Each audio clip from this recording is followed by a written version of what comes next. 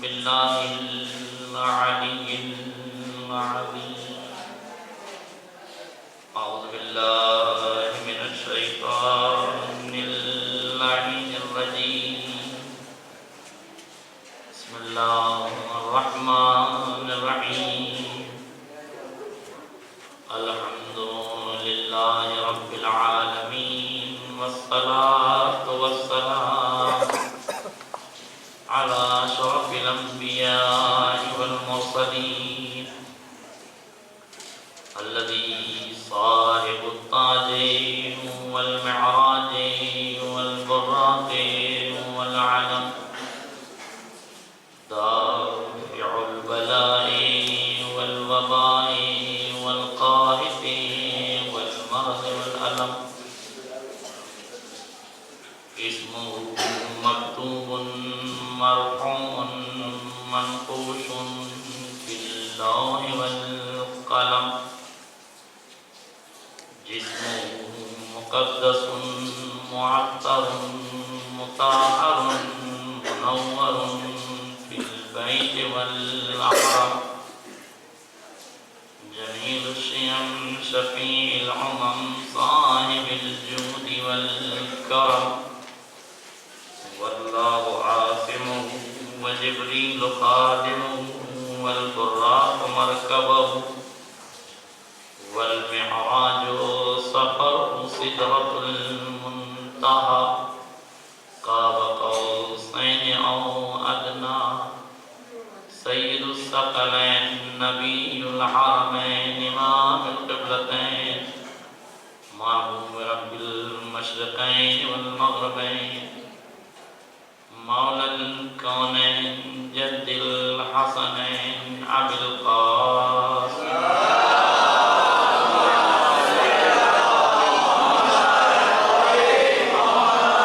وعلى آل بيته الطيبين الطاهرين المعصومين المظلومين، ولعنة الدائمة الباقية على أعدائهم أجمعين من الآن إلى قيام يوم الدين. أما بعد، فقد قالت زينب سلام الله عليها: كد كيدك واسعى سعيك وابذل جهدك، فوالله لا تمحو ذكرنا ولا تميت وحينا.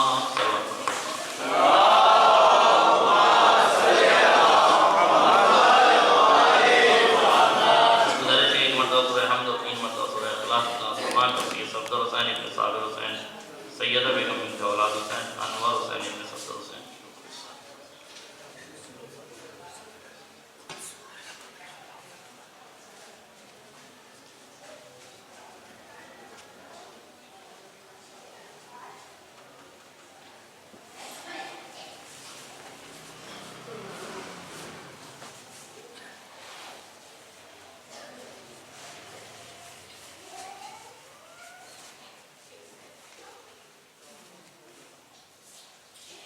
حضرت گرامی قدر، بزرگان ملت، دوستان عزیز، علماء کرام،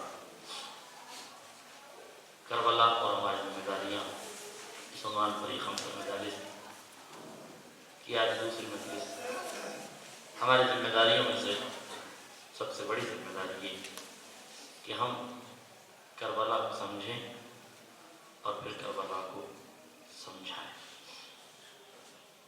لہذا ہر وہ سوال کہ جو کربلا سے متعلق اٹھے یا اٹھایا جائے، ہماری ذمہ داری ہے کہ عقل و خرد کے آئینے میں ان جوابات کو ادلہ و براہین کے ساتھ پیش کیا جائے، تاکہ کسی بھی طرح کا کوئی شبہہ نہ رہ جائے. یقین کیجئے کہ اگر ہم نے کربلا کو معیار انسانیت اور مشعل راہ ہدایت بنا کے پیش کیا ہوتا تو آج امت میں دہشت گردی ہوتی.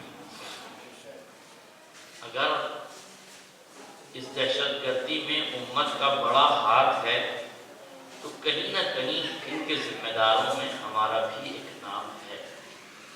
کہ ہم نے 10 دنوں میں بھی کربلا قوم کو سنائی نہیں، اور سنائی بھی ہے تو آنسوؤں سے جڑی ہوئی ایک تصویر کا نام ہم نے کربلا رکھ دیا، جبکہ کربلا صرف آنسوؤں کا نام نہیں، آہوں کا نام نہیں، مصیبتوں کا نام نہیں، صبر و علم کا نام نہیں، بلکہ مسائل میں استقامت کیسے رکھی جاتی ہے یہ بھی کربلا نے سکھایا، حالات کا کیسے مقابلہ کیا جاتا ہے یہ بھی کربلا نے سکھایا۔ افسوس یہ ہے کہ ہم کربلا کے دروس و اسباب کو فراموش کر بیٹھے اور کربلا کو ایک ظاہری عنوان سے ہم نے قائم کر دیا۔ مولانا سید حسن نصر اللہ کا بڑا خوبصورت جملہ ہے کہ جنہوں نے کتاب کربلا پڑھی اور پڑھ کے سنانے کی حد تک رکھی وہ آج بھی مجلسوں کو رسمگاہ بنائے ہوئے ہیں، اور جنہوں نے کربلا کو دل کی گہرائیوں میں بسا لیا وہ آج بھی کربلا کو رسمگاہ بنائے ہوئے ہیں۔ تو جو رسمگاہ بناتے ہیں وہ صرف اور صرف دائرے میں محدود رہتے ہیں، جو کربلا کو ایک آئیڈیل بناتے ہیں وہ آج بھی رسمگاہوں میں اترے ہوئے ہیں۔ جو کربلا کو میدان سمجھتے تھے وہ آج بھی کربلا میں کے میدانوں میں اترے ہوئے ہیں۔ جیسے کل یزیدیت سر اٹھا کے اسلام کے خلاف تھی، آج بھی یزیدیت اسلام کے خلاف ہے، بس ضرورت ہے کہ جیسے کل اللہ والے اٹھے تھے ایسے آج بھی کچھ حزب اللہ ہی اٹھ جائے۔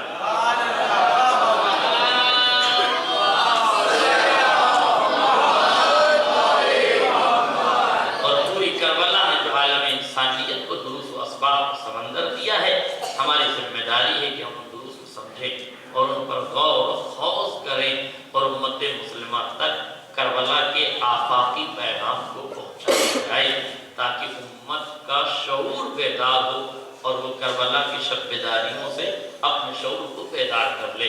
یہاں تک میں نے کل آپ کے سامنے گفتگو کی تھی، آج اس سے آگے کی بات میں آپ کے سامنے کرنا چاہتا ہوں کہ کربلا کا آفاقی پیغام عالم انسانیت تک پہنچانا ضروری ہے۔ یہ طے ہے کہ پورا اسلام، پوری شریعت، پورے آئین و قوانین، وحی و الہام، قرآن و قبلہ، کعبہ اور مسجدیں، قداستیں اور تقدسیں، محبتیں اور الفتیں، رشتے اور عفتیں، سب کچھ کربلا نے بچایا ہے، ورنہ سب کچھ کربلا کے میدان میں نیلام ہو جاتا اگر حسین کی سرخی شہادت نے ان قوانین و اسلوب اور رموز و اسرار کو نہ بچایا ہوتا۔ یہ کرم عالم انسانیت پر حسین کا۔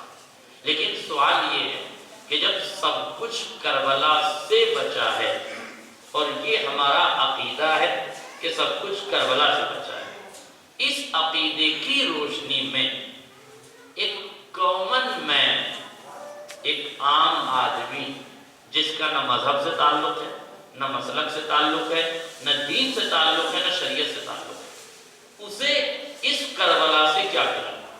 میں توجہ چاہتا ہوں، یہاں سے میری گفتگو آغاز ہے۔ ایک کامن مین کو کربلا نے کیا دیا؟ تو ایک نظریہ ہے، دو نظریے ہیں جو ایک کامن مین کو کربلا نے دیے ہیں۔ دونوں نظریے پہ انشاءاللہ 2 دن گفتگو ہوگی، آج ایک نظریہ اور دوسرا کل یا انشاءاللہ بات کے آنے والوں کی مجلسوں میں، تاکہ یہ یاد رہے کہ کربلا ہماری ذمہ داری سمجھنا ہے اور سمجھانا ہے، تو ہم اپنے خاص دائرے میں کربلا نہ سمجھائیں بلکہ کربلا ہر ذہن تک پہنچایا جائے۔ ایک نظریہ یہ ہے جو فلسفی نظریہ ہے کہ اپنی کمزوری کو طاقت بناؤ اور دشمن کی طاقت کو کمزور کرو، یہ فارمولہ ہے۔ اگر اس فارمولے پر کوئی عمل کر لیتا ہے تو اس جنگ میں وہ جیت جاتا ہے۔ اور دوسرا نظریہ یہ ہے جو کربلا نے ثابت کیا کہ حق طاقت ہے یا طاقت حق ہے۔ توجہ ہے آپ کی؟ ایک نظریہ، یہ تھوڑے سے مفاہیم بھاری ہیں، موضوع بھی ذرا سا کچھ بھاری ہے تو یہ چیزیں آئیں۔ طاقت حق ہے یا حق ہے جو سب سے بڑی طاقت ہے، یہ نظریہ ہے۔ اور دوسرا نظریہ یہ کہ آیا دشمن کی طاقت کو کمزور کرو اور اپنی کمزوری کو طاقت بناؤ۔ اگر اس نظریے پر کوئی عمل کر لے تو وہ کامیاب۔ اور فرمائیے ان دونوں نظریے کو امام نے آغاز کربلا میں ان لفظوں کے ساتھ وضاحت فرمائی، ان اللہ یشاء ان یرانی قتیلا، اللہ مجھے قتیل دیکھنا چاہتا ہے، وَإِنَّ اللَّهَ يَشَاءُ أَن يَرَاهُنَّ صَبَايَا، اور آل محمد کو اسیر دیکھنا چاہتا ہے۔ یہ دونوں نظریوں کی عکاس ہیں یہ دونوں روایتیں، توجہ فرمائیے گا، دونوں نظریوں کی عکاس ہیں یہ دونوں روایتیں۔ حسین فرماتے ہیں کہ مجھے اللہ شہید دیکھنا چاہتا ہے، آل محمد کو اللہ اسیر دیکھنا چاہتا ہے۔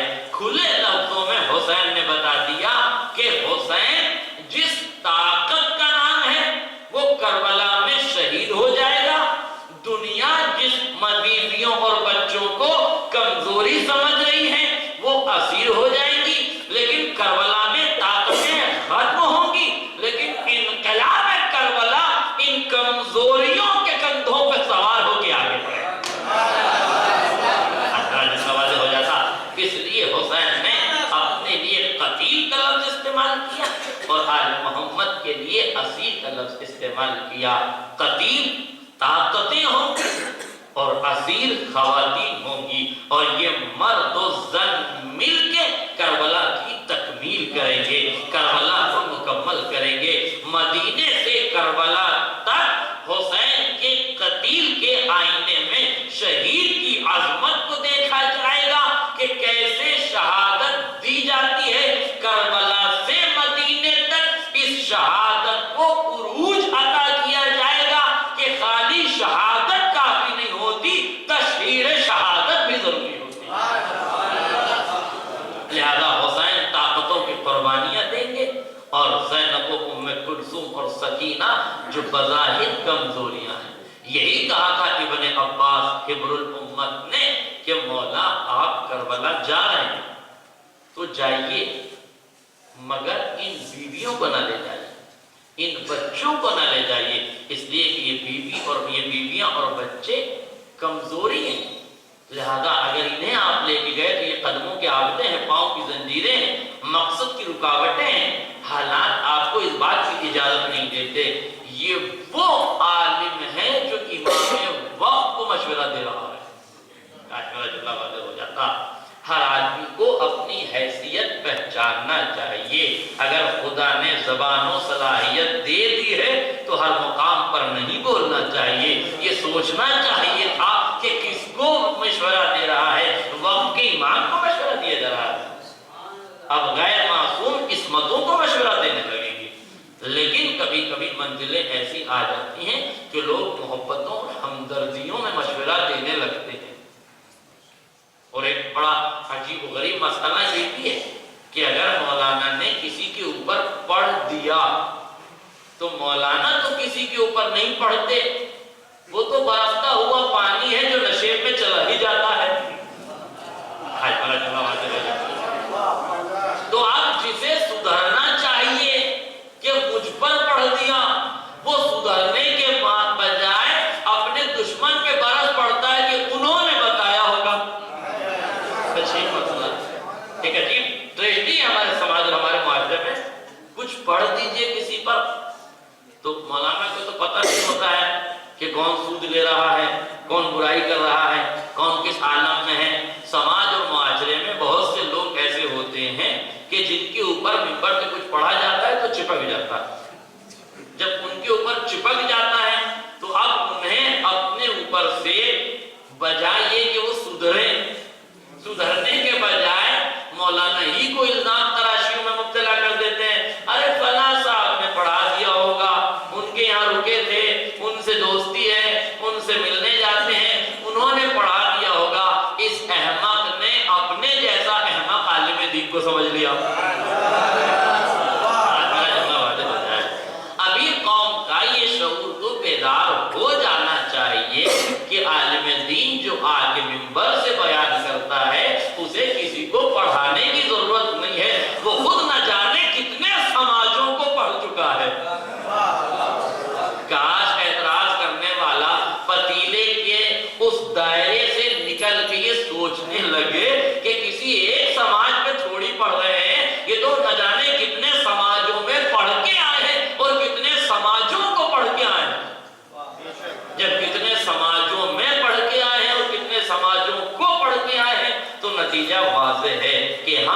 آپ کسی کے کہنے پر عمل نہیں کرتے ہیں، دنیا یہ سوچتی ہے۔ اسی لیے امام وقت کو مشورہ دیا جا رہا تھا، کل مولا کو مشورہ دیا جا رہا تھا کہ یہ کریے، آج مولانا کو مشورہ دیا جاتا ہے کہ یہ پڑھیے۔ کل اس وقت کچھ قابل معام تھے اور کچھ آج وہ لوگ ہیں جن کو علمی قائع ہونے لگتی ہے اور یہ سوچنے لگتے ہیں عالم دین کسی کا پابند نہیں ہوتا ہے، وہ حق بیانی سے کام لیتا ہے۔ ہاں جو حق پر نہیں ہوتے انہیں کبھی کبھی کھل جاتا ہے، یہ ہمارے سماج کی مجبوری ہے۔ میرے عزیزوں، ضرورت اس بات کی نہیں ہے کہ جو ہم پہ پڑھا جائے تو مولوی کا گریبان پکڑ لیا جائے، بلکہ اگر ہم پہ پڑھا جائے تو کردار کی بلندی یہ ہے کہ ان چیزوں کی اصلاح کر لی جائے۔ دوسروں پر برس پڑھنے سے مسائل حل نہیں ہوتے ہیں، اپنے ارادوں کو استحکام بخش دیجیے، مسائل خود بخود حل ہو جائے۔ لہذا یہ کہنا امام وقت سے کہ آپ بیویوں کو نہ لے جائیے، بچوں کو نہ لے جائیے، اس لیے کہ یہ راہ کے کانٹے ہیں، یہ آبلے ہیں، یہ پیروں کے آبلے ہیں، یہ مجبوری ہے، اگر انہیں لے کے جائیں گے تو مسائل میں گرفتار ہو جائیں گے۔ امام دنیا کو بتانا چاہ رہے تھے، اب ابن عباس جن طاقتوں کو تو جانے کے لیے کہہ رہا ہے، جن کمزوریوں کو تو روک رہا ہے، تجھے معلوم ہی نہیں ہے یہ حسین کی کمزوری نہیں ہے، اسی کمزوری کو تو حسین طاقت بنا کے اسی کمزوری کو تو حسین دنیا کے سامنے طاقت بنا کے پیش کرے گا۔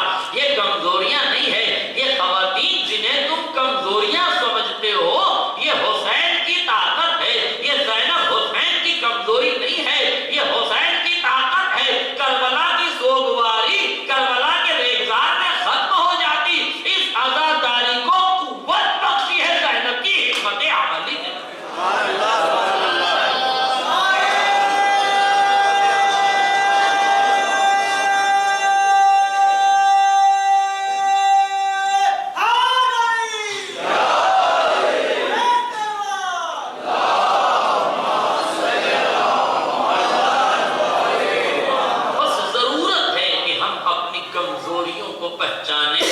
کمزوریوں کو دور کرنے کی کوشش کریں۔ اگر ہم چھوٹی سی قوم ہیں اور قلت میں ہیں اور کم ہیں اور دنیا ہمیں کمزور سمجھ رہی ہے تو یہی قلت کی کمزوری اگر متحد ہو جائے تو یہی کمزوری ہماری طاقت بن جائے،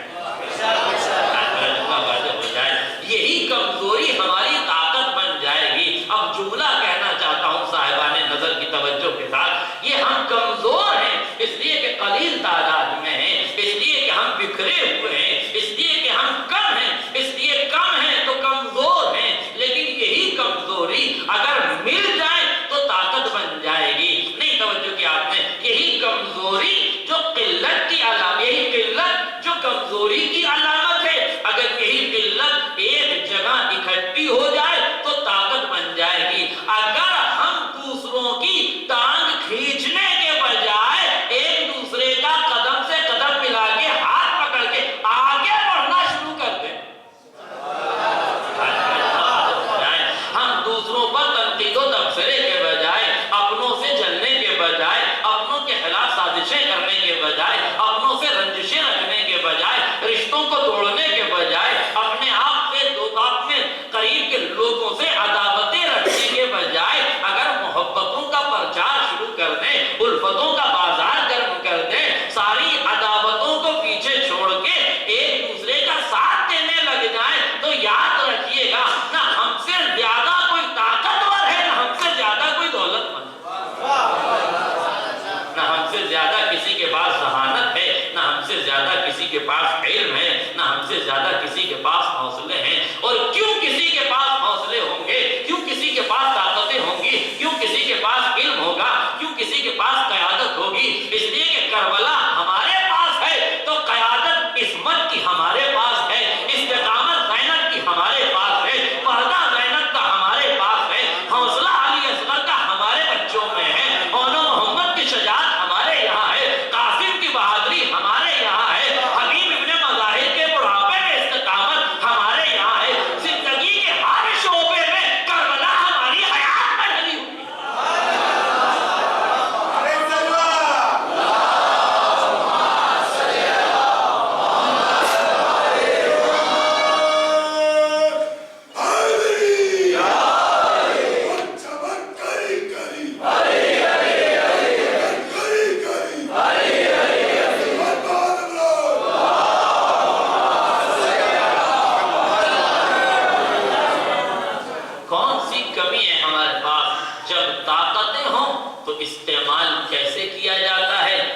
کربلا نے بتایا. جب طاقتیں ہوں کیسے استعمال ہو یہ کربلا نے بتایا. جب کمزوریاں آ جائیں تو استقامت کیسے ہوتی ہے یہ کربلا نے بتایا. جب حوصلے ٹوٹ جانے لگیں دنیا کے تو حوصلہ کیسے ملتا ہے یہ کربلا نے بتایا. کوئی معمولی بات تو نہیں ہے. سب کچھ لٹنے کے بعد, سب کچھ برباد ہو جانے کے بعد, ساری قتل و غارت گری کے باوجود بھی دنیا دیکھے کہ اس عالم میں جہاں انگریز رائٹر یہ لکھ کے گیا ہے کہ اتنی مصیبتوں کے بعد کسی خاتون کی دو ہی حالتیں ہو سکتی ہیں. توجہ کیجئے گا, میری ماں اور بہنیں سن رہی تو توجہ فرمائیں. اتنی مصیبتوں کے آنے کے بعد کسی خاتون کی دو ہی صورتیں ہو سکتی ہیں. اتنے مسائل کے بعد یا تو ذہنی توازن ختم ہو جائے گا, جنون کی تحریش پر عورت قدم زن ہو جائے گی, دیوانہ پن اسے گھیر لے گا, یا پھر روح قفس عنصری سے پرواز کر جائے گی. توجہ کیجئے گا, یا پھر روح قفس عنصری سے پرواز کر جائے گی. وہ زندہ ہوتے ہوئے بھی موت کی آغوش میں تھک کے سو جائے گی. لیکن یہ زینب کا کردار ہے, ساری مصیبتوں کے بعد بھی اپنی روح کجا اس نے محمدوں کے جسم سے بھی روح نکلنے نہیں دی.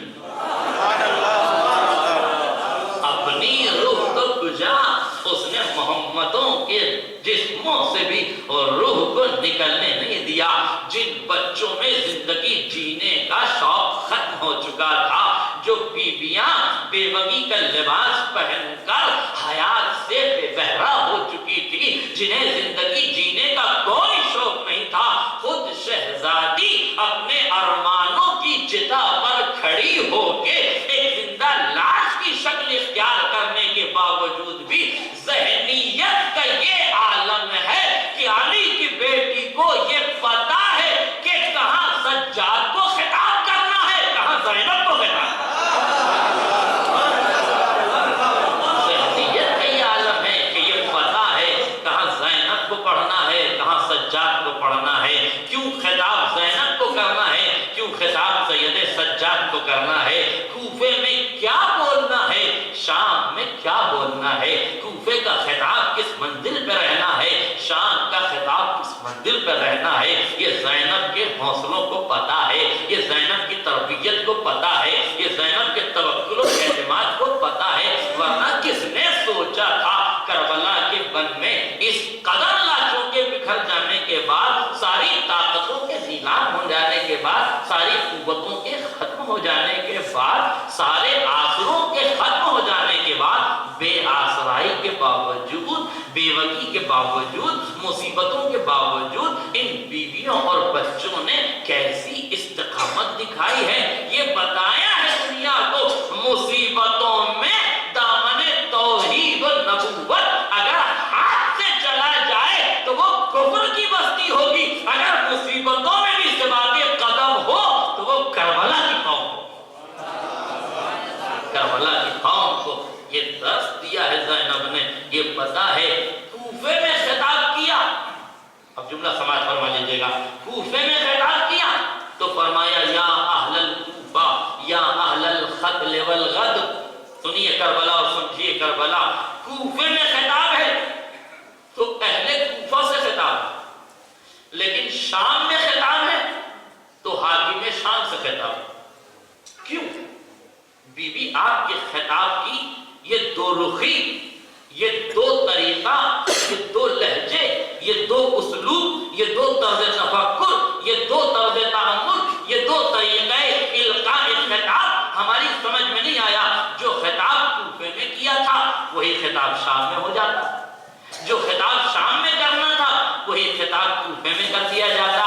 نہیں میرے عزیزوں, زینب زینب ہے, علی کی بیٹی ہے, صاحب نہج البلاغہ کی ساری فصاحت و بلاغت اس ذات میں آ کے سمٹ گئی ہے.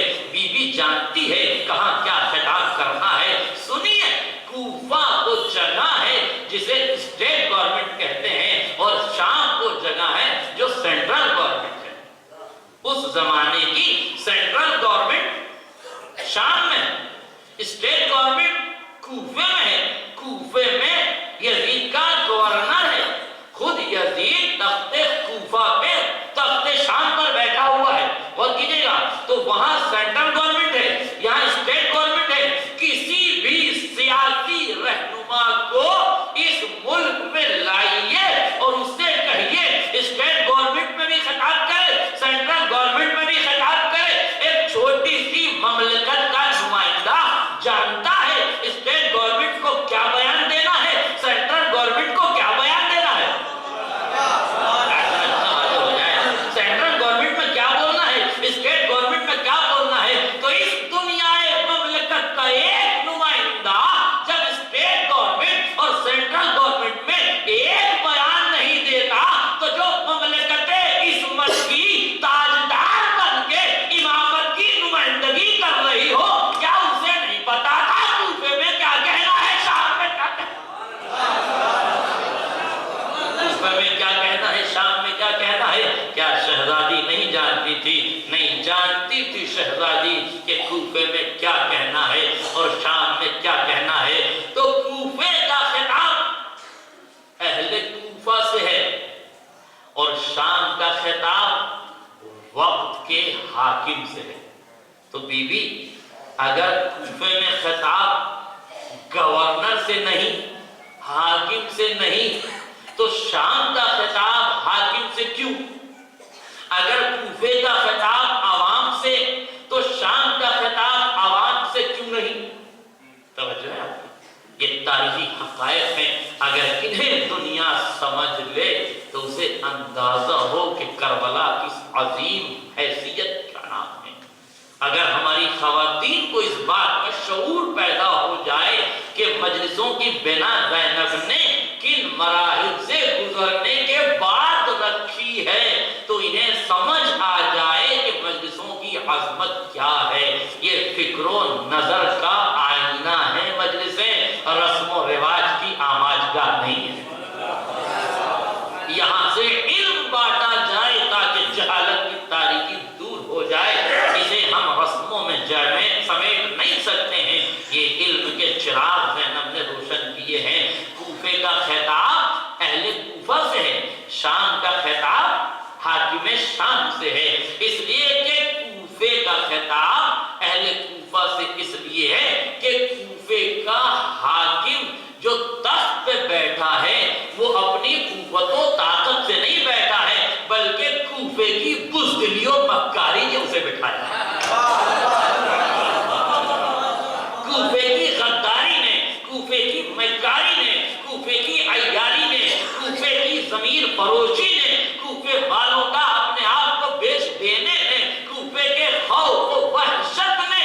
اسی لیے مولانا فیروز حیدر صاحب قبلہ کا بڑا خوبصورت جملہ ہے. وہ کہتے ہیں کہ کوفے میں مسلم کو ابن زیاد کے سپاہیوں نے بعد میں مارا ہے، کوفے کی بزدلی نے پہلے مارا.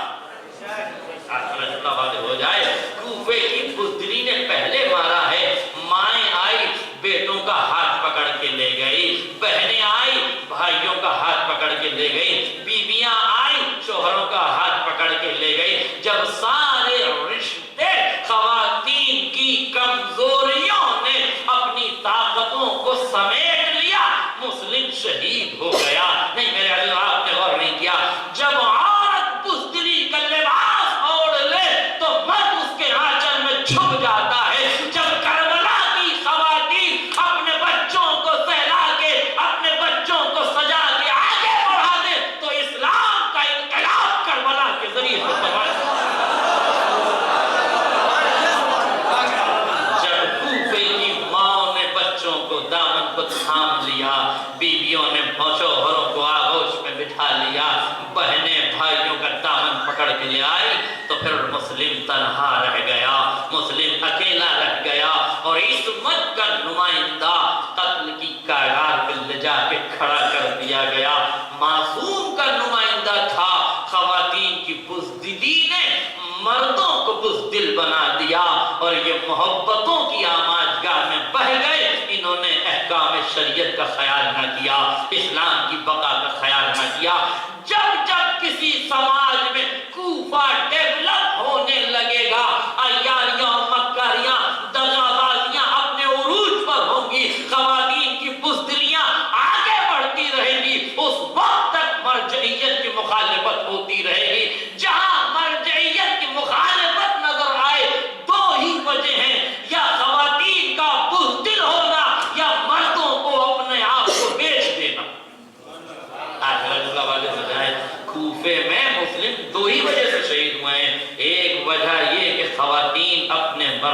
پکڑ کے لے گئی، اور دوسری وجہ یہ کہ کوفے کے لوگوں نے ابن زیاد کے درہم و دینار کی تھیلیوں میں اپنے آپ کو بیچ دیا، دولتوں کے چکر میں اپنا سودا کر دیا، اپنے ضمیر کو بیچ دیا، اور نائب امام یکو تنہا رہ گیا، نائب امام قتل کی کاغار پہ پہنچ گیا، نائب امام کو چھوڑ کے لوگ چلے گئے، مسجدوں میں آئے لیکن خوف اور دہشت لے کے چلی گئی، دولت و ثروت انہیں لوٹ کے لے کے چلی گئی۔ جہاں جہاں دنیا میں مرجعیت کی مخالفت ہو رہی ہے، معصوم کے نمائندوں کی مخالفت ہو رہی ہے، وہاں یہی دو عنصر کار فرما ہے، کہیں امریکہ کی دولت ہے، کہیں اسرائیل کی دولت ہے، کہیں دشمنان اسلام کی دولت ہے تو کہیں کوئی اور دولت ہے۔ یہ دولتیں پروان چڑھ رہی ہیں، ملکیت اپنے عروج پر پہنچ رہی ہے، اور مرجعیت کا سد باب کیا جا رہا ہے، مرجعیت کو قتل کے دہانے پر لے کے جایا جا رہا ہے۔ اسی لیے میں کہتا ہوں کربلا پڑھنے کی ضرورت نہیں ہے، کربلا زندگی میں ڈھالنے کی ضرورت ہے، تاکہ کوفے ڈیولپ نہ ہونے پائیں، کوفے کا سماج کہیں بننے نہ پائے۔ تو کوفے میں خطاب اہل کوفہ کو اس لیے ہے کہ کوفے کی غداری و مکاری عیاری نے مسلم کو شہید کر دیا، اور کوفے کی عیاری و مکاری نے اس شخص کو تخت حکومت پر بٹھا دیا۔ اس کا اپنا کوئی ہاتھ نہیں ہے، اس کی اپنی کوئی طاقت نہیں ہے، تو جس کی خود کوئی اوقات نہ ہو زینب اسے لائق خطاب نہیں سمجھتی۔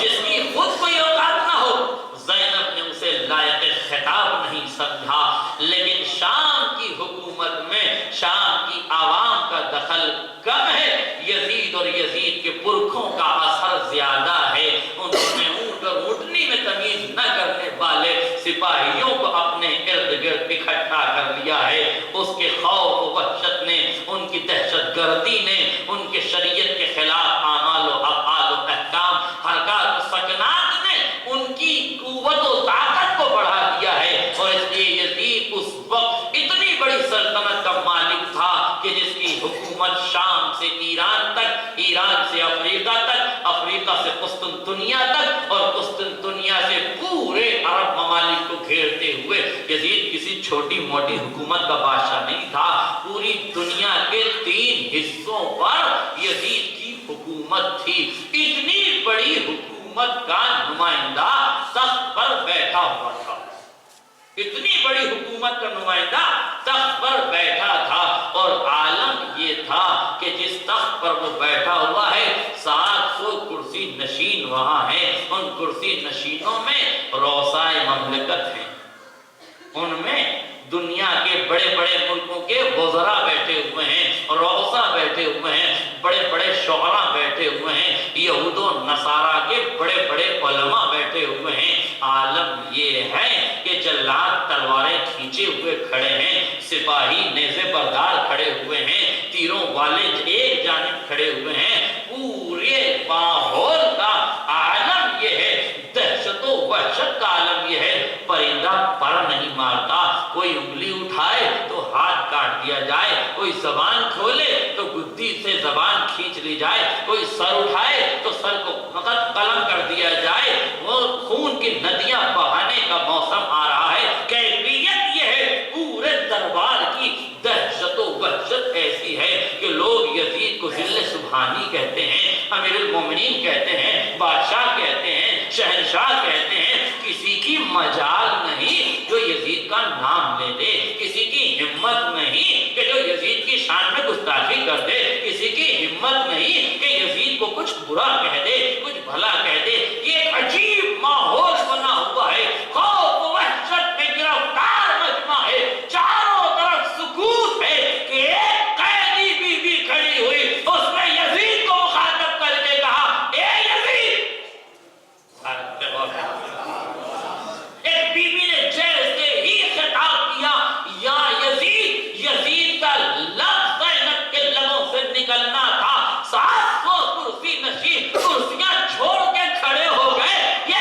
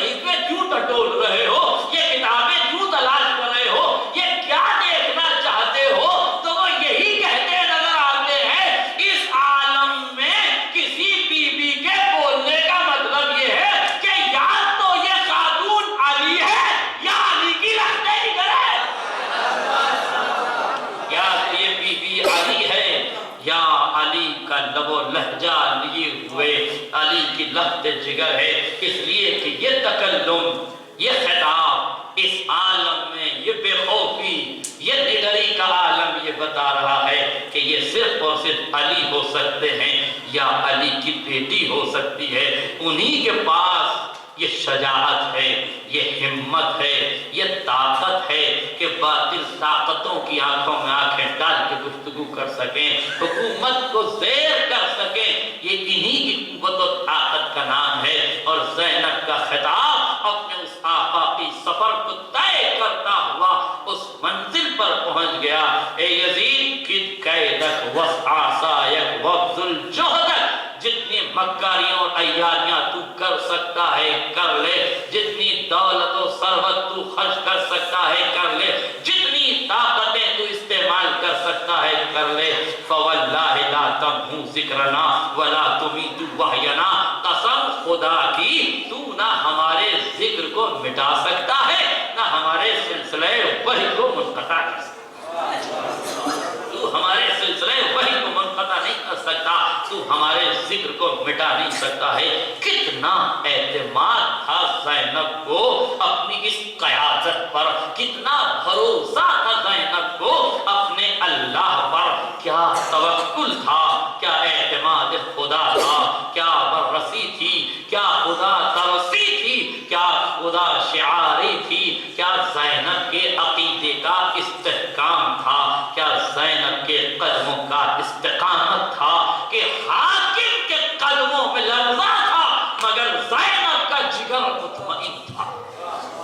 اور دنیا دیکھ رہی تھی جو تخت پر بیٹھا ہوا اتنی بڑی حکومت کا مالک تھا، اس کے ہاتھوں میں راشا ہے، اس کے بدن میں کپکپی آ رہی ہے، سوچ رہا ہے کہ یہ کون بی بی ہے جو اس طرح سے تکلم کی تحریش پر قدم رکھے ہوئے ہے۔ اور زینب نے آنے والی نسلوں کو یہ پیغام دے دیا، جو حق کے لیے کھڑے ہوتے ہیں وہ کبھی بھی طاقتوں سے فروغ نہیں۔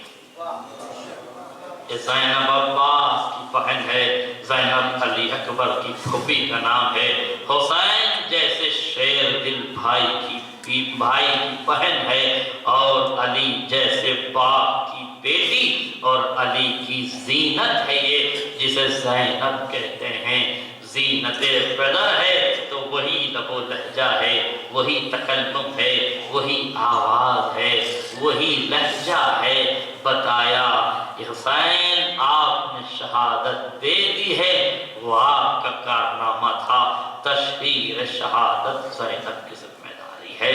مگر دنیا دیکھے کہ یہی زینب اسی دربار میں کھڑی ہے کہ ایک شخص جیسے ہی یزید نے کہا کہ کہاں ہے زینب، میں زینب سے بات کرنا چاہتا ہوں، کہ پہلے فضہ آگے آ گئی، یزید تیری اتنی اوقات کہ تو نبی کی بیٹی سے بات کرے، تو علی کی بیٹی سے بات کرے، اور یہ کہتا ہوا نظر آیا یزید یہ بی بی کون ہے جو مجھ سے ایسے لہجے میں بات کر رہی ہے؟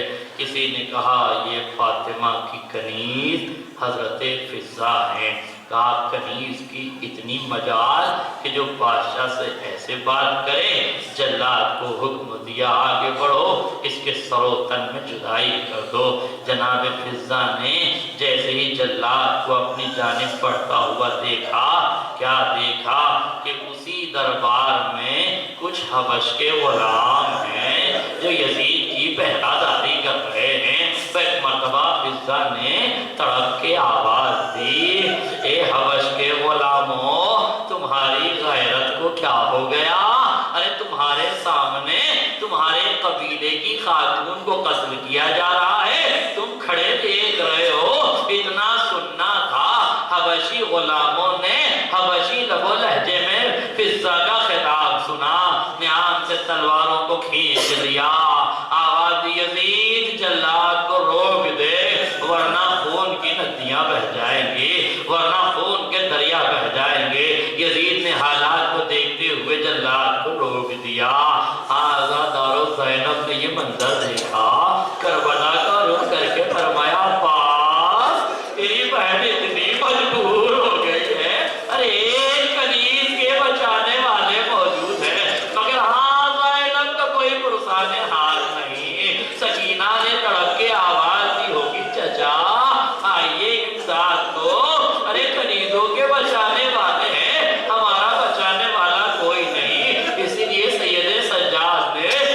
منظر کو دیکھ کے یہ مرثیہ پڑا تھا، الشام الشام الشام۔ جب کسی نے پوچھا سید سجاد یہ شام میں کون سی مصیبتیں پڑ گئی جو آپ اس طرح سے روتے ہیں؟ فرمایا ہاں۔ ارے کسی نے کہا مولا شہادت تو آپ کی میراث ہے نا؟ فرمایا منہاج تو نے انصاف نہیں کیا، شہادت ہماری میراث ہے لیکن کیا آل محمد کا بلوہ عام میں پھرا جانا کیا یہ بھی ہماری میراث ہے؟ تعبیر کا چشمہ تصور کہتا ہے جب سید سجاد دربار شام میں داخل ہوئے ہیں اور بیویاں بے بکلا و چادر ہیں، عجب نہیں سید سجاد نے کربلا کا رخ کر کے آواز دی ہو، چچا پاک ارے بازوؤں کے کٹنے کا بڑا غم ہوتا ہے لیکن آپ شیر ہیں، اتنا درد نہ ہوا ہوگا جتنا سجاد کی آنکھوں میں درد ہوا جب زینب کے بازوؤں میں رسم دیکھی ہے۔ علی اصغر بھیا ارے گلے کے چھدنے پہ اتنا غم نہ ہوا ہوگا جتنا غم سید سجاد کو ارے سکینہ کے گلے میں رسمان ظلم کے دیکھنے سے ہوا۔ بھیا علی اکبر ارے سینے میں علی لڑائی تھی لیکن نیزے نے اتنا دکھ نہ دیا ہوگا جتنا سید سجاد کے جگر پہ ارے شام کے دربار میں آ گیا۔ مائیں اور بہنیں بے پردہ، شرابیوں کا ہجوم، 700 کرسی نشین، سید سجاد نظروں کو جھکائے ہوئے یہی مرثیہ پڑھتا، الشام الشام الشام۔ اِنَّا لِلَّهِ وَإِنَّا إِلَيْهِ رَاجِعُونَ لَن يُقْبَلَ وَيَا لَمْ الَّذِينَ ظَلَمُوا ربنا تقبل منا انك انت السميع العليم۔ پروردگار واسطہ محمد اور آل محمد کو مختصر سی عبادت قبول فرما، ان رونے والی آوازوں پر اپنی رحمت نازل فرما، ان آنسوؤں پر مال حضرت الزہرا اپنے جگہ معبود ان عدداروں کو کوئی غم نہ دینا سوائے تمہیں مظلوم کربلا کے، جب تک زندہ رکھنا محمد و آل محمد کی محبت زندہ رکھنا، مالک جب موت دینا تو انہی کے صدقے میں موت دینا، معبود واسطہ محمد و آل محمد کا، جہاں جہاں محبان آل محمد ہے ان کی جان مال عزت آبرو کی حفاظت فرما، دنیا کے جس کونے میں عزاداری امام مظلوم منعقد ہو رہی معبود ان عزاداروں کی حفاظت فرما، ان عزاخانوں کی حفاظت فرما، دہشت گرد تنظیموں کو نیست و نابود فرما، ہمارے ملک میں امن و امان اور استحکام عطا فرما، معبود واسطہ محمد اور آل محمد کا مزارات مقدسہ کی حفاظت فرما، معبود واسطہ محمد اور آل محمد کا جنت البقیع میں عالیشان روضہ تعمیر فرما، معبود واسطہ محمد اور آل محمد کا ہمارا اور امتحان نہ دے، یوسف زہرا امام زمانہ کے ظہور میں تعجیل فرما اور ہمیں ان کے انصار و اعوان